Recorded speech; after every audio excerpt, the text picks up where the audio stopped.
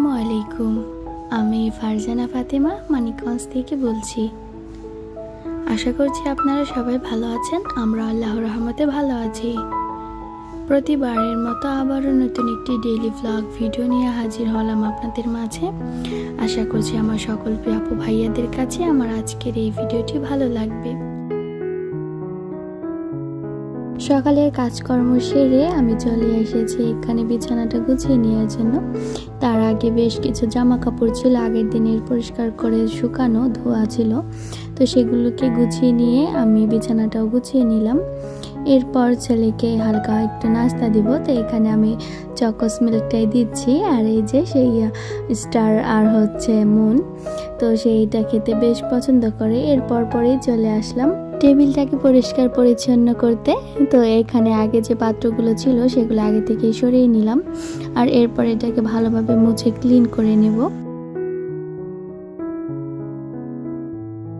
প্রথমে আমি খালি কাপড় দিয়ে এটাকে পরিষ্কার করে নিয়েছি। এরপর আমি এর উপরে গ্লাস ক্লিনার দিয়ে দিব, তারপরে আমি এটাকে ভালো মতো মুছে নিব। প্রতিদিনের কাজের মধ্যে মোছামুছি করতে গেলে অনেক সময়টা চলে যায়। আজকে অল্প সময় হাতে নিয়ে পুরো ঘরটাকে গুছিয়ে নিব। ভিডিওটিতে আমি যত দ্রুত কাজ করেছি তার থেকেও বেশি ভিডিও এডিটিং এর সময় স্পিডটা বাড়িয়ে দিয়েছি, যাতে করে অল্প সময়ের মধ্যে ভিডিওটা শেষ হয়ে যায়। যাই হোক, আমার টেবিলটা পরিষ্কার করা হয়ে গিয়েছে। এইখানে আমি এখন একটা পানির গ্লাস আর জগ রেখে দেব, যাতে সহজেই হাতের নাগালে পানি পাওয়া যায়। আগে তো আমরা বোতলে পানি খেতাম, গ্লাসে খুব কম খাওয়া হতো, তো সেই অভ্যাসটা এখন পর্যন্ত বাদ দিতে পারিনি। এখনও বোতলেই পানি খাওয়া হয় বেশিরভাগ সময়, শুধু খাবার খাওয়ার সময় জগ গ্লাস ব্যবহার করা হয়। এমনটা না যে আমাদের গ্লাস জগ ছিল না, তো যেটা দিয়ে অভ্যস্ত আমরা সেটাই ব্যবহার করছি। অনেক সময় অনেক কিছু করার ইচ্ছা থাকলেও করা হয় না, কারণ সময় সুযোগ মিলে গুছিয়ে ওঠা সম্ভব হয় না। আর আমার ক্ষেত্রে সেই জিনিসটাই উল্টো দেখাচ্ছে এবার, কেননা এই গাছগুলো রাখার জায়গা নেই আমার কাছে। বারান্দাটা খুবই ছোট, সেখানে এত ধরনের গাছ মানানসই না, তাই তো এই গাছটাকে সরিয়ে নিলাম, ফেলে দেবো এটাকে একেবারে। বেশ কয়েকদিন আগে শখ করে এই গাছটাকে লাগিয়েছিলাম, কিন্তু মেঘ বৃষ্টির কারণে গাছগুলো অনেক দ্রুতই লম্বা হয়ে গিয়েছে, আর এই কারণে অনেক আগাছা দেখা যাচ্ছে, তাই এটাকে সরিয়ে নিব। আর এর আগে একটা মানি প্ল্যান্টকে আমি আগেই সরিয়ে রান্নাঘরের জানালায় রেখে দিয়েছি। বারান্দা যেহেতু ছোট, তাই দেখা যায় যে হাঁটা চলা করাই অনেক বেশি কষ্ট। আর তাছাড়া আমাদের সমস্ত জামা কাপড় বারান্দাতেই শুকাতে হয়। আমি খুব একটা ছাদে যেতে পছন্দ করি না, তাই আর কি। আর এই যে এই গাছগুলো অনেক বেশি ছড়িয়েছিল, সেগুলোকে ভেঙে এর মধ্যে রেখে দিয়েছি। যদি একটা খোলামেলা বারান্দা পেতাম তাহলে মনের মতো করে বারান্দা বাগান করতাম, যেখানে নিজের পছন্দ মতো গাছ লাগাতে পারতাম। আর অনেকদিন যাবত এই বারান্দাটা পরিষ্কার করা হচ্ছিল না, তাই চলে আসলাম আজকে পরিষ্কার করার জন্য। আর এই যে আপনাদের সাথে একটা জিনিস শেয়ার করি, পানির মধ্যে রেখেও যে স্নেক প্ল্যান্টের চারা তৈরি করা যায়, সেটা আমি সত্যি ভাবিনি, তবে রেখে দিয়েছিলাম ভিডিও দেখে। তো সত্যি সত্যি এই যে আমার এখান থেকে চারা হয়েছে, এটাকে এখন কিভাবে রাখলে গাছটা সুন্দর হবে সেটা আপনারা যদি জেনে থাকেন কমেন্টে জানিয়ে দিবেন। আর এই যে মানি প্ল্যান্টগুলো বেশ শিকড় ছেড়েছে, তো এই পানিগুলো পরিষ্কার করে রেখে দেব।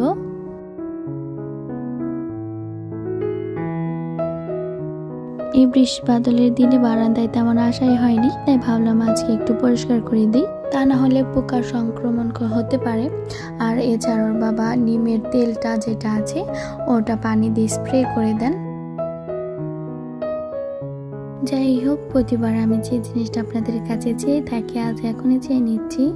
যারা আমার ভিডিওটি দেখতে দেখতে এই পর্যন্ত চলে এসেছেন কিন্তু লাইক দিতে ভুলে গিয়েছেন, প্লিজ একটি লাইক দিয়ে দিন, এতে করে আমার এই ভিডিওটি আরও অনেকের কাছে পৌঁছাতে পারবে।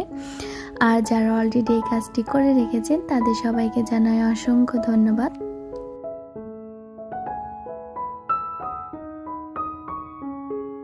এই গাছটা আমার কাছে অনেক সুন্দর লাগছে, কারণ অনেক দিন পরে এটাকে দেখছি এইভাবে। আর এর আগে যখন দেখেছিলাম তখন এই চারাগুলো অনেক ছোট ছিল, এখন দেখে মনে হচ্ছে লাকি ব্যাম্বোর মতো উপর দিকে উঠে যাচ্ছে।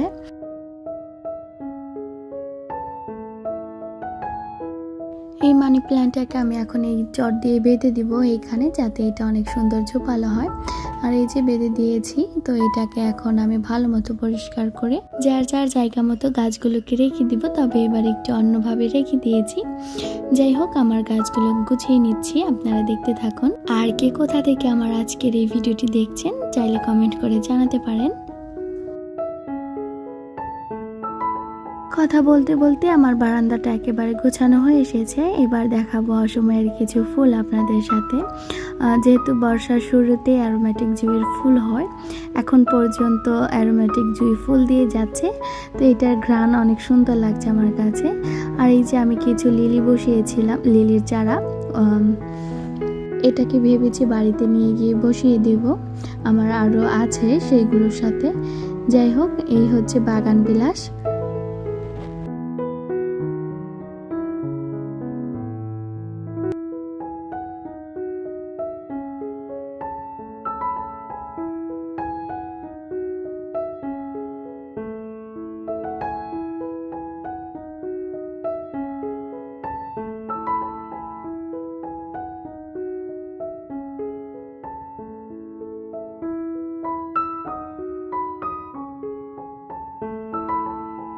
আজকে ঘর গোছানোর সাথে সাথে রান্নার কাজটাও আগবেলাতেই সেরে নিয়েছি। আর এই যে নতুন কড়াইটা যে নিয়ে এসেছেন, তো সেটাকে আগে রান্নার জন্য প্রস্তুত করে নিয়েছি। এখানে আমি আগে কড়াইটা বসিয়ে দিয়েছি, আর এরপরে আমি পানি দিয়ে এটাকে ভালো মতো বলক তুলে ভালোভাবে পরিষ্কার করে নিব, যাতে করে এটার মধ্যে যে একটা কেমিক্যাল বা কোনো কিছু থাকে তো সেটা চলে যাবে এই গরম পানির কারণে। আর আজকে আমি আপনাদের সাথে শেয়ার করছি লতি রান্না, চিংড়ি মাছ দিয়ে লতি রান্না। আমি যেভাবে রান্না করি সেটাই আমি আপনাদের মাঝে তুলে ধরেছি। তো আমি প্রথমে সরিষার তেল দিয়ে এর মধ্যে রসুন কুচি দিয়ে দিলাম। আর আমি আজকে যেহেতু প্রথম রান্না করছি এই কড়াইতে, আমার কাছে তো বেশ ভালোই লেগেছে এটাতে রান্না করতে। যাই হোক, বসে বসে খেলে রাজার ধন্য শেষ হয়ে যায় কথায় আছে। তো আমি এইটাকে শুধু রান্নার যখন ভিডিও বানাবো তখনই ব্যবহার করব। তাছাড়া যে আমার এসকেবির কড়াইগুলো আছে, আমি বাদ বাকি সময় ওগুলোই ব্যবহার করব। আমি দেখেছি আমার যে নন স্টিকের অনেক কড়াই ছিল সেগুলো খুব দ্রুতই নষ্ট হয়ে গিয়েছে, কারণ ভিতরের সাইড না হলেও নিচের সাইডে তলা নিতে অনেকটাই দেখা যায় পুড়ে যায়। এই রান্নার তরকারি নামিয়ে রাখার সময় তেলগুলো চলে যায়, আবার অনেক সময় অনেক কারণে হয়ে থাকে চুলার কালি থেকে। তো এটাকে আমি খুব অল্প অল্পই ব্যবহার করব, যেহেতু পছন্দের জিনিস এটাকে আমি আগে থেকেই সতর্ক হয়েই ব্যবহার করছি। যাই হোক, চলে আসি রান্নায়। আদা রসুন বাটা দিয়ে দিয়েছি, সেই সাথে হলুদ গুঁড়া, মরিচের গুঁড়া আর সব মশলা এখানে দিয়ে দিয়েছি। এটাকে ভালো মতো নেড়ে চেড়ে এখানে আগে থেকে ধুয়ে রাখা আমি চিংড়ি মাছগুলো দিয়ে দিব। আর এই সবগুলো চিংড়ি মাছের মধ্যে কিন্তু ডিম রয়েছে, তো ডিম আলা চিংড়ি খেতে কিন্তু বেশ ভালোই লাগে। যেহেতু চিংড়িগুলো বেশ বড় না, তাই আমি একটু বেশি পরিমাণে দিয়েছি। আর আগে থেকে ভাপিয়ে রাখা কচুরলতিগুলো আমি এখানে দিয়ে দিয়েছি। আর আপনারা তো আমার আগের ভিডিওতে দেখেছেন, আমি ভাপ দিয়ে নেওয়ার আগে লবণ মেখে রেখে দিয়েছিলাম লতির মধ্যে ধোয়ার আগে। যাই হোক, এখন আমি এটাকে ভালো মতো কষিয়ে নেব।